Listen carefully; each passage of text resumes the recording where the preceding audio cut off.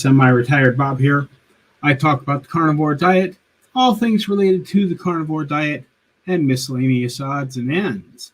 I'm also inviting you to join me as I go off-grid and move down to Texas to this square of property right here. Addicted to Antlers is here. Right now, it looks like you're the only one here. Hopefully, a few other people will show up. But let me know if you can hear me so that I know I'm not talking to no one here. There's going to be a bigger video about this tomorrow. I managed to sort of record everything I did today. But when I ordered my Starlink last week, they said it would take at least 2 weeks to get here, but it got here a couple of days ago. And I set it up for the first time this morning. And it really is so simple, even I can do it. It took me a few moments to figure everything out, but it wasn't really figuring it out. Because I have blazing fast internet here, I'm used to things happening very quickly. And after I got the Starlink set up, it had to download an update. And every time you unplug it and plug it back in, it has to go through its whole routine again. Because I tested it on the power brick that it came in with. And then I tested it again, plugging it into a USB port. So I'm happy to report that even in my heavily shaded yard with lots of trees all around, I managed to get a pretty good signal. So I'm very confident in being able to get online when I get down to Texas. The Antlers says, I can hear you. Carolyn says, hello, Bob. Hello, Carolyn. I'm glad you made it. And Rick has made it. Hello from Miami. And Wendy is checking in from Nova Scotia. Hello, Wendy. I'm glad you're here. And Rick is telling us that he has a kitten attack in action. And the question of the week. When are you heading to your Texas property? I'm not exactly sure yet. Sometime in the next 2 weeks. We'll see how it goes. Today is the 18th, and I'm planning on going to dance class on the 22nd and probably again on the 29th. And then I'll have to stop and figure things out from there. I may stick around and go to dance class on the 5th of November so that I can also stay here and vote rather than filling out an absentee ballot and doing all that stuff. Just have to wait and see what the next couple of weeks brings, because if the cold weather returns, because it was freezing here a couple of days ago, just for a couple of nights, and if the freezing temperatures return and it looks like the weather might get even worse, I'm at the point now where I can just start loading, and within a matter of maybe a day to a day and a half, I can pull out of here. I'd like to go get my truck serviced before I go. I would still like to buy an air compressor so that if I happen to have low tires, I can pump those up. But none of that has to be done before I go. We'll just have to wait and see how the rest of this week, because it's Friday, how this weekend goes, and then how the rest of next week goes. We'll just have to see. I've gotten everything. I still have to wait. I'm still waiting. My Starlink came, but the interesting thing, I ordered both the dish and the extra cable to plug in the RJ45, the network cable. Did not come in the box with it. It has to come from a separate place. The Starlink itself came from somewhere in Ohio, and the extra cable is coming from California. Why, I don't know, but it is. And it should be here on Tuesday or Wednesday of next week. Once I have that in, because I got my soft case, my travel case for my Starlink, and I need to find a little bag to throw all the other wires and bits and bobs in. But the dish itself is in a protective bag for traveling. But the bag that I bought is not big enough to hold all of the other stuff as well. It's meant just to protect the dish. So we'll see how it goes. But I do have a couple of things I want to talk about today. Since not very many people saw the fiber video yesterday, I do want to have just a little conversation on fiber. As we all know, obviously, fiber is not an essential nutrient. But one of the big things that the people that push fiber like to talk about, especially if you have diabetes, is they like to talk about how fiber prevents some of the sugar from being absorbed into the skin, into your bloodstream, because the fiber binds to the sugar and makes it pass on through your system. What they don't talk about is that the fiber also binds to proteins and fats. So while yes, fiber, I got on my tongue, a piece of flurb from the leaves I was outside grinding up earlier. But it not only helps control your sugar, but it helps control your proteins and fats. So I don't think we really need fiber. I don't think anybody watching this would disagree with that. Speaking of disagreeing with stuff, if the person who put on my latest video happens to see this video and you have unsubscribed because I said something derogatory about liberals, I'm not going to apologize for that. It's just the way I see the world. And if you're willing to stop following one of your creators because you don't see eye to eye about everything, then you probably have more things going on in your life. Because one of the great lessons in life is that you can disagree on certain topics without hating one another. And I think that's something that we as a society need to relearn. Rick and I certainly don't see eye to eye on everything, but Rick and I are still friends.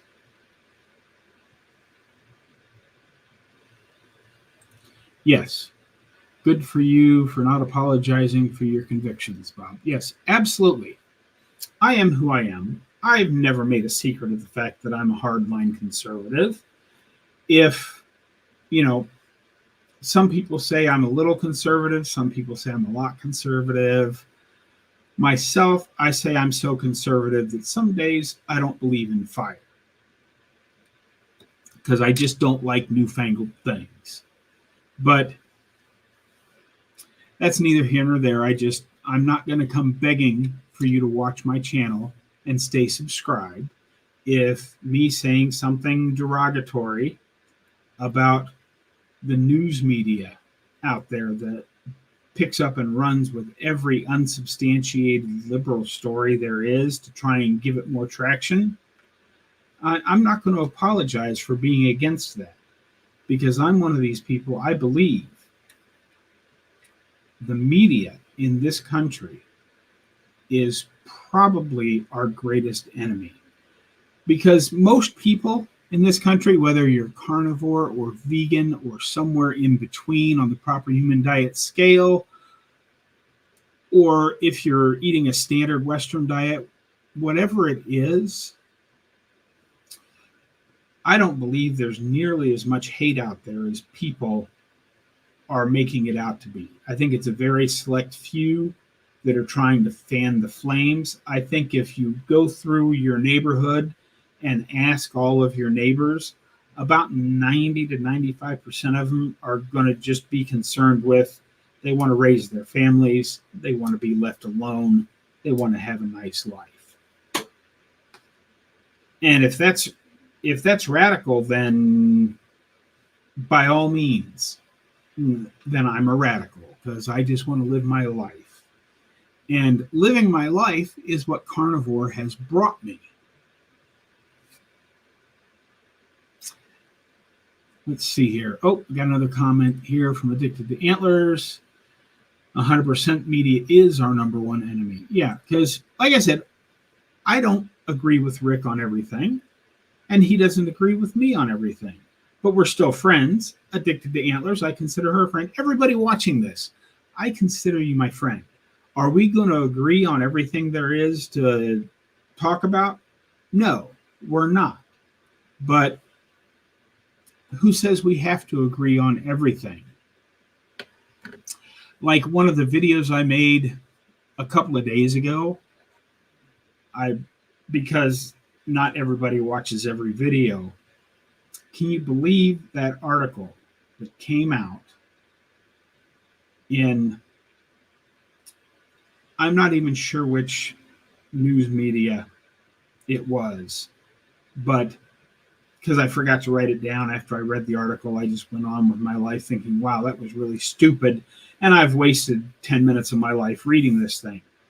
But they were actually trying to convince us that that commercial growers are better for the environment, have a smaller carbon footprint than people that have backyard gardens. Do they really expect us to believe that? I don't know. But for those of you that are tuning in to look at the off-grid section of this as opposed to the carnivore section of this, I have a couple of more videos coming out real soon. I reviewed my Starlink, and I finally got my last solar panel in too. When you just look at it sitting there folded up, it looks like any of the other 100-watt solar panels that I have, but this one's a 200-watt solar panel, so when you open it, there's another section in the middle to open it up to 2 more panels, and that should add another dimension. The only other thing I really have to get done before I go is I still got to go to the hardware store. And if anybody has any suggestions, I'm ready to listen, because there's lots of pass-throughs for running cables through a wall. But what I'm looking for, because I don't have a specific cable in mind, because I know I'm going to want to put my Starlink cables through to the inside of my trailer. And I know I'm going to want to run at least one solar panel cable into the trailer, but it may be 2 or 3. So what I'm looking for is like a round pass-through that has like a bladder in the middle of it. Because what I don't want to do is cut a hole in the side of my trailer, have everything not fit exactly right, to leave a space for scorpions or other nasty crawly things to get inside my trailer. Because while I have a plan in place for putting things around the bottom of the trailer to keep things from coming up from underneath with both hardware cloth and some glass, I don't want things to be able to crawl up the cords that are running into the trailer and then go through the opening that the cords are going through. So if anybody has any ideas, please feel free to shoot me an email or just talk to me about it here in the chat, because I'm certainly interested in getting some ideas for that, because I really want to get that done and get it installed on the side of my trailer before I go.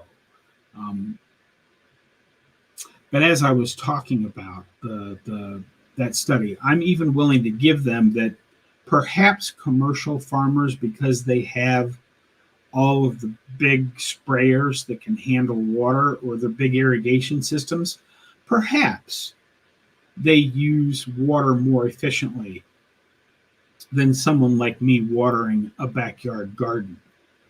But if you then consider that the stuff grown at commercial growers has to be packaged up and shipped, whether it's across the city or across the country or around the world. I have a very hard time believing that those operations are more friendly to our environment than our backyard garden, where if we want to go pick something, we walk out the back door, we pick it, and go on with life.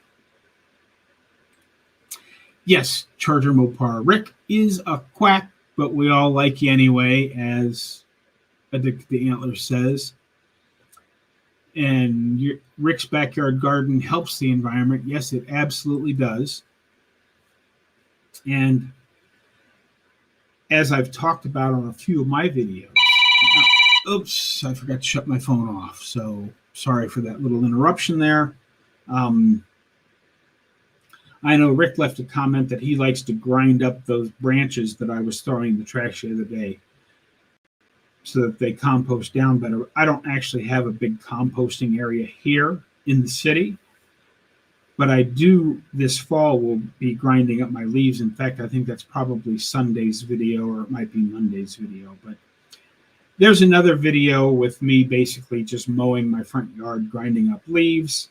I'm talking about other stuff that you'll just have to tune in to find out about, but I am just still grinding up the leaves. And then as they finish coming down in the front yard and the piles get a little bigger, I will probably have to bag some of that up to be hauled away, because my trees are big enough until they get taken out that many leaves left on the lawn, even ground up, are thick enough that they'll kill the grass.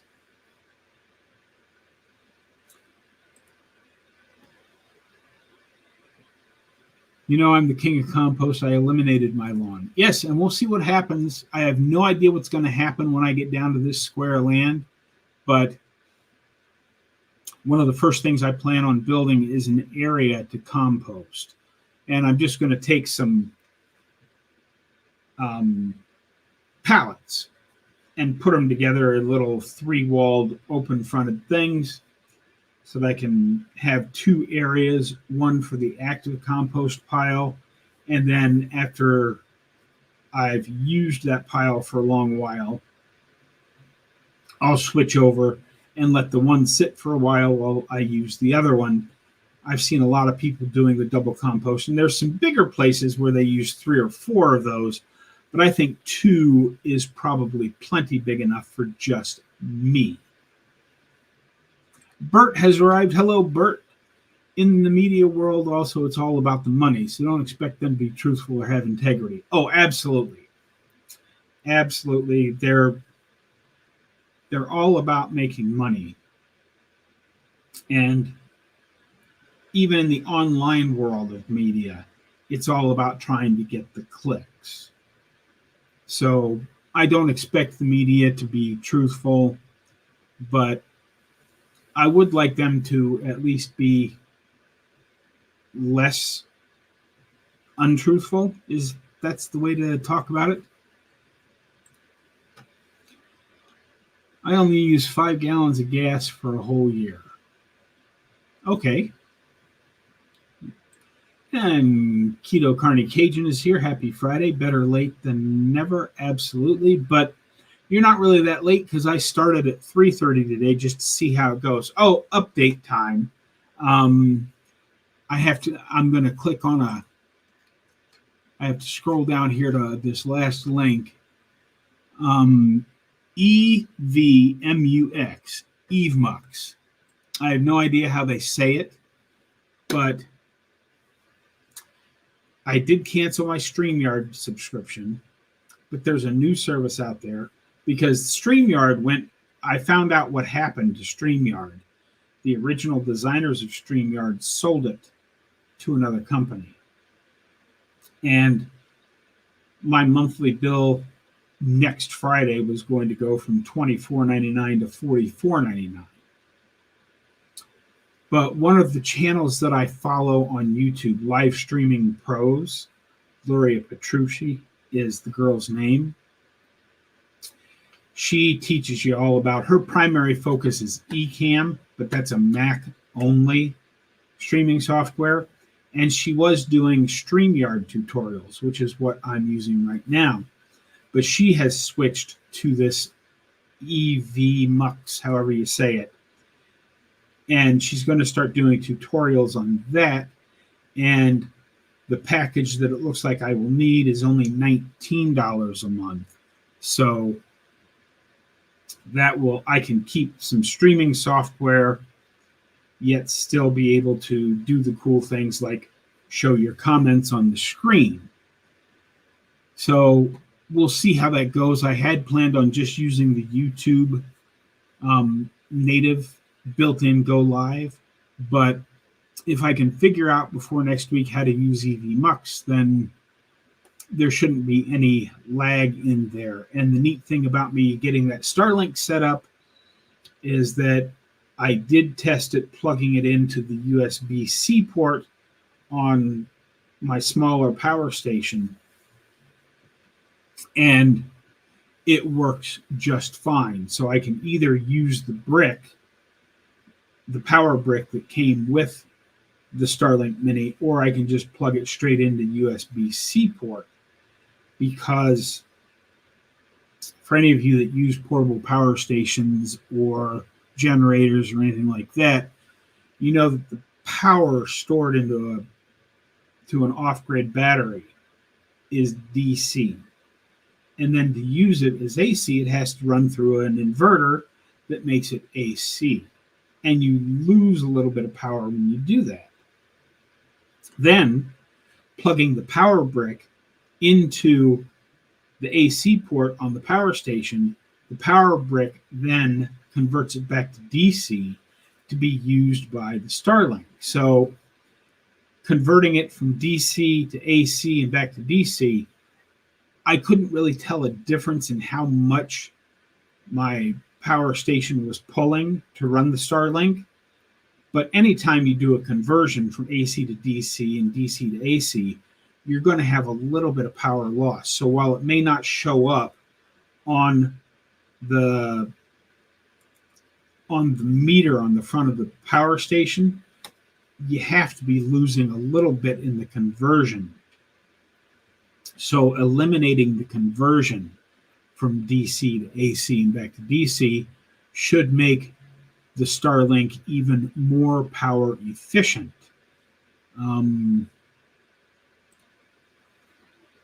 Kittens sure do love to buy. Yeah, you got quite a few little shorts of that happening already there, Rick. You've definitely found a new co-star for your channel in that cute little black kitten you've got.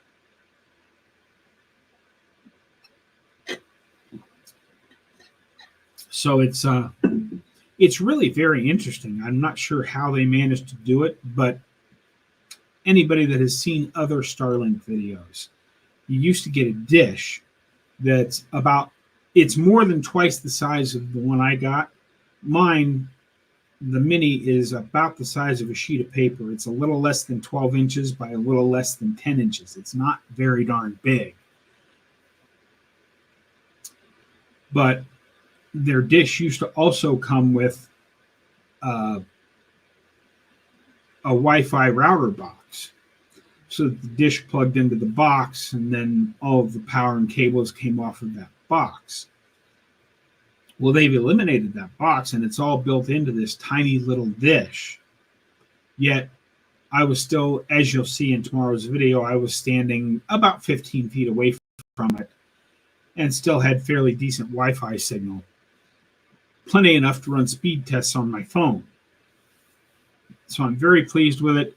Now, don't expect a great video tomorrow going over the Starlink, because anybody that's been watching my channel for a while knows that I am ridiculously bad at reviewing things. And I had the Bob cam pulled down as low as I could get it to go and still see, and I still missed the lower third of the shot on most of the things I was trying to show you. So don't expect a whole lot, but I'm really impressed, considering the Starlink app comes with a an obstacle tracker so that you stand where you're going to try to set up your dish, and then you push the check for obstructions, and you take your phone with its camera and you wave it all the way around the sky, and it's got a little map thing on it with little bubbles, and you basically move the phone to eat up all the bubbles, and when all the bubbles are gone, you know you've covered the whole obstruction test. And where I set the dish up was really the only place I could see the sky from the side of my driveway. The app came back and said, don't set the dish up. It didn't use those terms, it was like obstruction this and obstruction that, but it basically said, don't set the dish up here. It's not going to work right. But because it was the only place I had to set it up and test it, I still got it set up, and it worked well enough. Even in the obstructed spot I had it, I was still getting about 135 to 140 megabits per second download, and between 15 and 24 megabits per second upload, which is nothing like my home internet here where I have gigabit internet. But considering I'm going to be sitting out in the middle of the desert with nothing around me for miles, if I can get that kind of speed in an off-grid setting that doesn't use any power to speak of, I'm all about that. Let's get back into the comments here. Let's see here. Loss of efficiency is entropy. And just in time for Halloween. Yes, your little black cat just in time for Halloween. Absolutely. So if anybody has any questions or comments or other things you want to talk about, feel free to jump on in there. One of the other topics that I thought I would throw out there today, we'll see a more in-depth video of this topic later, but the bottom line is as we move through our day, don't do anything that doesn't help. We've all seen the memes out there that, you're either improving your health or making it worse with every bite of food you eat. I want to take that further to everything we do, whether it be taking the time to learn something via the computer, via the internet, via YouTube videos, whatever it is. Everything we do during the day, with the exception of a little bit of sit down and relax time, we should be doing things that help us move forward, striving for that 1% better every day, whether it's, learning a new skill, reading a book, doing some sort of exercise, everything, every aspect of our life. We should be doing things that help us move forward rather than things that stall us or move us backwards. Let me know what you think about that.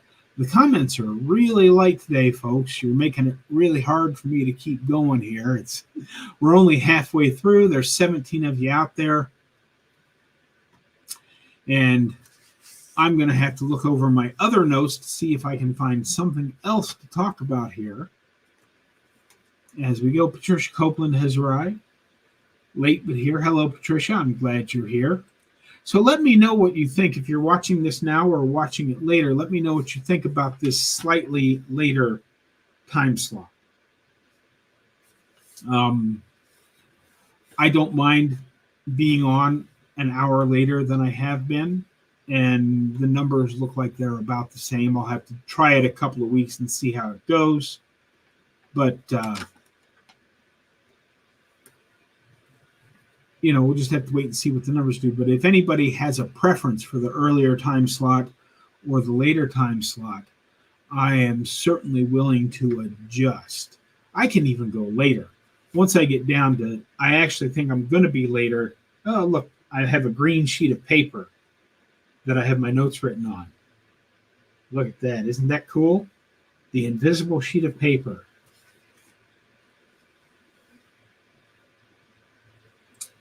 Let's see here. I'm here commenting as always. I can imagine Bob setting up his growing solar array. Yeah, I'm going to show you all that. in parts of the upcoming videos here soon. And then when I get down to Texas, I'm hoping, because I have 2 hard solar panels besides the portable ones, and I'd like to set up a little rack and have the 2 hard solar panels mounted to see if 200 is enough to keep just the fridge and freezer running, and then as I need them, set up the portable solar panels to charge the different power stations. I don't know if that's going to work out or not. I don't know if 200 watts of solar will be quite enough to keep up with my freezer and fridge, but we'll see. I think it's right on the edge of being enough to keep up with just the refrigerator and the freezer. So we'll have to see how that goes. This time works for me. Just make sure you have a standard generator with an engine. I'm not doing a generator at all. And how did you come up with 1,200 watts of solar there, Rick? Because I don't use that much power. My freezer uses about 35 to 40 watts of power on average, and my refrigerator uses 25 to 35 watts of power per hour. So 200 should be plenty to keep that going. And then I have a total of 700 in my foldable solar panels.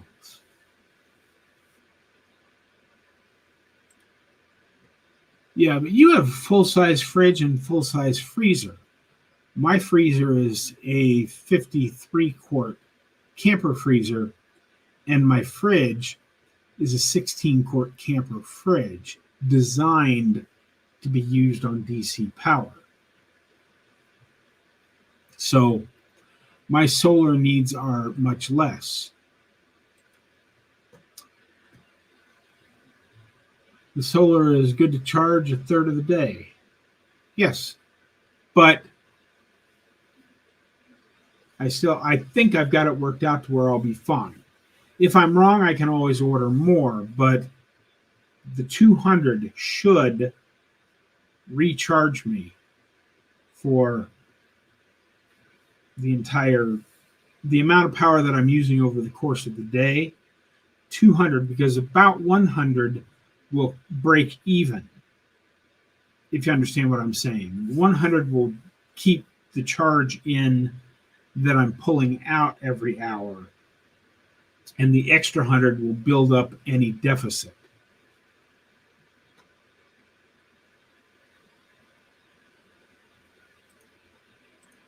Okay, yep, and let's see here. I missed, oh, there we go. There's the one I missed. Beautiful day today in Indiana, so I've been working out in the yard. Yeah, it's actually been pretty nice here today, too. It started off at about 50 degrees this morning, and right now it's about 72 degrees outside. So after the live stream, I'm going to go back outside and do some more stuff. But, and that's, let me take a quick look here.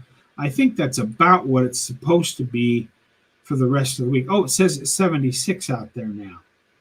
And they're calling for a high of 77 tomorrow, 81 on Sunday, and then a chance of rain and it cooling back off on Monday, and then highs in the mid-60s Wednesday and Tuesday. So, or Monday and Tuesday. So we'll see what happens. Again, I'm not planning on leaving for a couple of weeks yet. We'll see how that goes. But like I said, we just have to wait and see. Let's see here. One fridge is good for a week's worth of food for me. Yeah, and what I plan on doing, I think I've talked about this before, but I'll go over it again real quick. Because of the limited freezer space and I have fridge space that I won't be using for anything except eggs and butter, what I'm planning on doing is keeping all of my burger patties in the freezer. And I think if I'm eyeballing it about right, I should be able to get about 2 weeks worth of burger patties laying flat in my freezer in Ziploc baggies. About 2 weeks worth. And then what I will do every time I fire up the grill, because I don't have a gas grill, I have a charcoal fired grill. Every time I fire up the grill, I'm going to cook enough hamburger patties to refill my refrigerator space, so that then they're already cooked and I only have to fire up the grill every third or fourth day.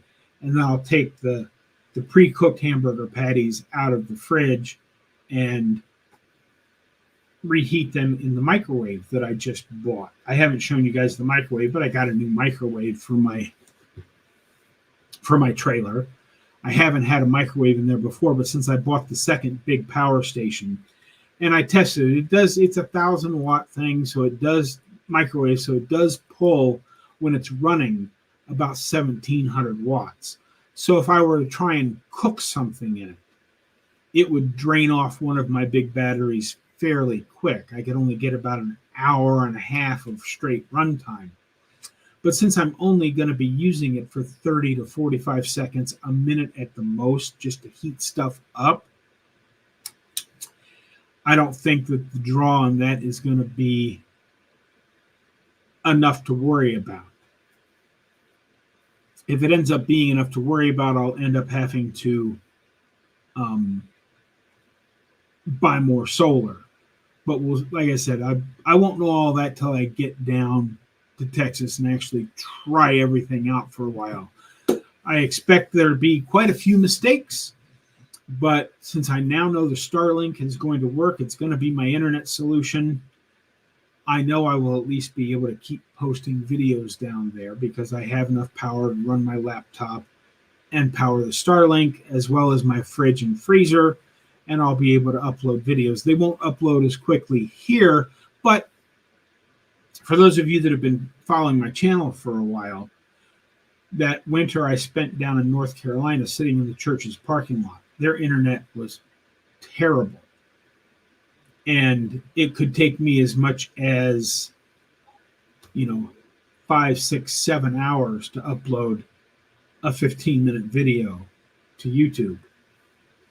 And this is not going to be that slow because my Starlink, while not nearly as good as what I have here in the house, is still 8 to 10 times better than what I was getting at the church parking lot. So it should be fairly easy to get videos uploaded down there. We'll see how it goes, of course. I could be completely wrong. Keto Carney Cajun, 1% better. I'm smelling a t-shirt. I've never had much luck. I see people clicking on the ones that show up in the tray underneath my video. I designed one that said 1% better. It didn't turn out very well. I'm hoping to get that redesigned. That's one of the things I'm planning on working on when I get down to Texas, is to upgrade and get better merchandise designs. Because, to be honest with you, all the stuff that's in that tray, I've tried to shut the tray off several times and disconnect it from my t-shirt print-on-demand stuff, but YouTube keeps hooking it back up for some reason. So if you're watching this, I wouldn't mess with any of the stuff down below. Rick says it's 80 and cloudy here. Wood gas stove is my favorite. You'll be buying more solar for sure. Well, eventually, when I get my shipping container built, I do eventually want a big solar array and bigger batteries so that I can just set it up and forget about it. Number one, I don't know how to do that, so I'm going to have to hire somebody to come down and help me with it, and I don't have the money for it right now. I'm hoping, as I move forward into the off-grid stuff, that I'll get a few sponsorships that some of these companies like Jackery, if you're watching, I'm happy to review your products if you send me some stuff. But there's lots of places I can go with that. I would like to have about 8 400-watt solar panels running into a big bank of batteries and then running it out through a junction box, circuit breaker box, to actually power the inside of my shipping container. But that's long-term plans. I don't plan on getting to that point for a couple, 3 years. I think what I have now will get me to where I need to be. And if I need to end up adding one more of the 200-watt foldable solar panels that I have, that can be done for just a couple of $100. Yeah, well, according to where I'm at, the average weather is about 302, according to the Weather Channel's website. My section of the desert, on average, I have 302 sunny days. And I only have, as far as cold weather goes, I only have 2 measurable snowfalls every 5 years. So it should stay fairly sunny. It actually rained on my property last night. I have no idea how much. I can't tell that much from looking at the big radar. But my property did get a little rain last night, but it just doesn't rain very often. And it tends to come down in big chunks, because the average rainfall from my chunk of property is 12 inches of rainfall a year, which isn't very much. And most of that tends to fall during the late summer, early fall, the late July, August, and the first half of September. And then it's pretty much done. You'll still have the passing shower here and there, but it's just not supposed to get very cloudy very often. We'll see. I do have, because I have that extra big power station with the 200-watt foldable panel that I just got, I only need 10 hours of sunlight to fill that from empty to full. And one of my big power stations will run my freezer and my fridge for anywhere from 4.5 to 5 days without any solar inputs to it. So if I have to, I can swap those out while I set the other one up and charge it off the big solar panel. So we'll see how it all works. I plan on having to do, part of my daily routine is going to be unplugging things, plugging them back in, changing power stations around, changing solar panels around. That's going to be a big part of my daily routine. Bert says, do you have solar panels on the trailer? No, I do not have any solar panels mounted on. I don't have solar panels mounted anywhere yet. And the reason I haven't mounted any on the trailer, and I'm not planning to, is that once I get my shipping container in place and the roof built over top of it, that roof will also double as a solar rack, where I will mount solar panels on top of that roof once it's built. So I don't have to build. I'm going to have a little small rack that I build for the 2 solar panels, hard panels that are going down with me. But the eventual installation of my big solar array will happen on the big rain roof that I'm going to build over top of the shipping container. Yep. I hope I get sponsored. That'd be awesome. And hello, John. I'm glad you're here. I clicked on it just as somebody added some more comments, and I meant to click on Bert's comment, and yours popped up. So I don't want you to think I was ignoring you. Hello, John. I'm glad you're here. Trust me, I know about the sunny days. I'm just saying keep your batteries charged. Hopefully, you don't get many overcast days in a row. We had 2 overcast days in a row. Yeah, and I'm set up so that if I see a big overcast run coming, and I am going to keep things charged up as much as possible. If I see a long stretch of overcast coming between the 2 big stations and the next size down, I can get about a week and a half on my freezer and fridge, as long as I basically shut off everything else. Turn on the computer just long enough to edit a video and upload it, and then shut that back off. Run the Starlink just long enough to get the video uploaded, that kind of stuff. But for the most part, stop using power.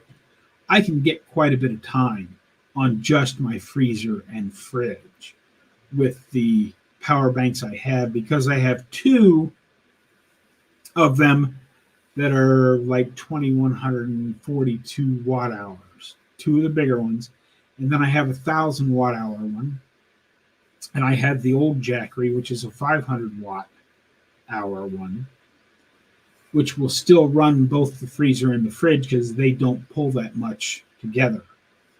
They'll run the smaller Jackery down in the matter of 5 or 6 hours, but I can get 5 or 6 hours out of that. My smaller one, that's a 300 or a 350, I don't remember which, it could run the freezer and the fridge in an emergency. The main thing I'm going to use that for is to plug my light strip inside the trailer on to have lights in the trailer. And the old 250 watt one that died on me when I was using it in the power outage back at the start of August. I was using that for my lights and only had to pull it out of the trailer and charge it twice in the whole 5.5 months I was down in North Carolina. So the bigger one should run my lights for several days or several weeks. And then one afternoon out in the sun, we'll charge it back up. We have pretty much the same weather as what you will have. Yep. Should be. A gas generator is the best backup. And at some point, I wouldn't mind getting a gas generator as a backup, but they're expensive.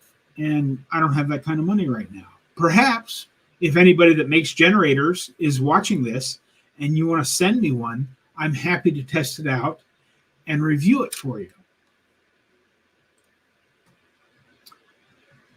The purring is in turbo mode now. Ah, yes, the little kitty. And yes, Rick is correct about a gas generator. The ones I'm looking at, I wouldn't mind if I do end up getting a generator. I wouldn't mind getting one that's dual fuel so that it'll run on gas or propane, because while I don't want to, I probably will end up with propane on the homestead, because I have a heater that friends of mine, one adventure at a time, the couple that lives in their van, when they upgraded to a Webasto style heater that runs off gasoline, they had an Olympic Wave 6 heater that runs off of propane. And I plan on putting that in the shipping container at some point to be a primary heat source, unless I jump straight to mini split that will heat and cool the place. That all depends on how fast I get things set up and how much money I have to do that kind of stuff with.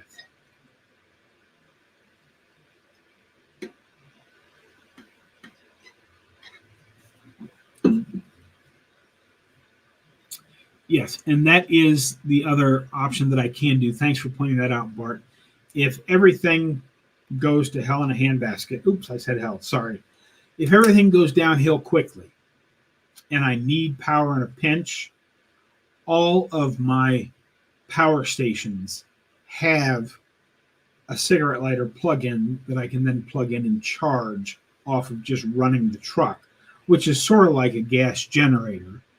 The problem with that is, like the Jackery the big Jackery will take about 8 hours to charge fully off of plugging it into the cigarette lighter.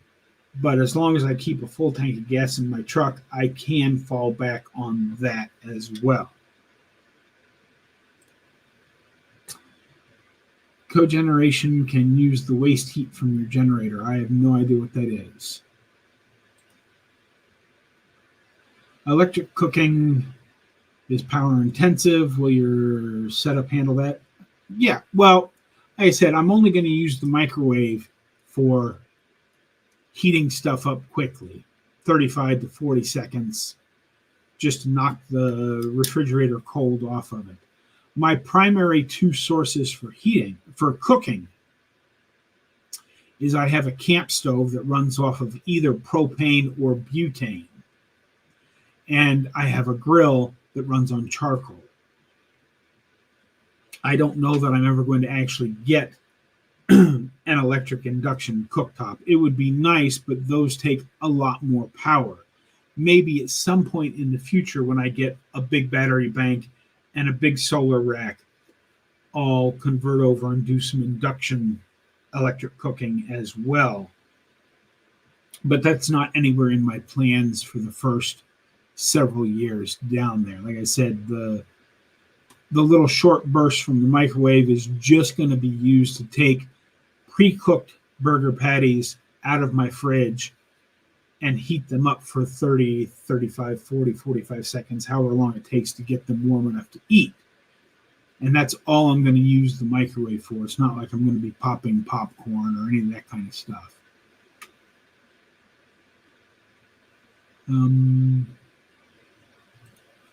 Let's see here. I've gotten my generators from the trash. Yeah. Well, you know how to fix that kind of stuff, Rick. I don't. Let's see here. If you had waste wood, you could convert a gasoline generator to run on wood like I did. The problem is I don't think I'm going to have a whole lot of waste wood. Maybe from where I trimmed down, because I plan on doing most of my early construction projects just playing around with pallets that I'm hoping I can pick up in town very cheap or free. I'm not planning on doing any projects with wood that I actually pay for until I'll want to do a little bit before I start on my roof, but my first big buying wood project will be for the roof. I want to practice measuring and cutting and putting stuff together with pallet wood for probably the whole first year down there, because I have all these tools and I know how to use them, but I've never actually done any carpentry kind of work, so I'll be learning as I go. But the problem is, I also don't have any trees really to be cut down to make waste wood out of. And Rick says, the wasted heat from a generator is how I heat my water, and you can cook on the generator engine too. Yes, I've seen a lot of people do that, and they actually make, now I don't know if you guys have ever seen the little Mr. Buddy heaters that people that do van life have used in their vans. They actually make a little rack that sits on top of that Mr. Buddy heater and uses the heat of the heater to cook their food. Yeah, there won't be wood where Bob will be, just tumbleweeds. Yeah, I mean, you can see the scrubs. I have, a few of the bigger ones, like that one right there and that one right there. I might be able to dig out a bathtub around those to get them more water, and maybe they'll grow a little taller as the water collects and stays there, but we'll see how that goes. Maybe you can fry something on the hood of your truck on sunny days. We'll see. I don't know what greasewood is, but you're probably right. You know my desert way better than I do. Um, Bob can also build a solar cooker. I've cooked steaks on mine made from a junk satellite dish. I've seen those and they work. I plan on some of the early videos down there because I did get my washing machine in the mail. It's just a rubber bag that you put water in, you put a little soap in it, and you put a couple of articles of clothing in it, and then it's got little nubs on the inside.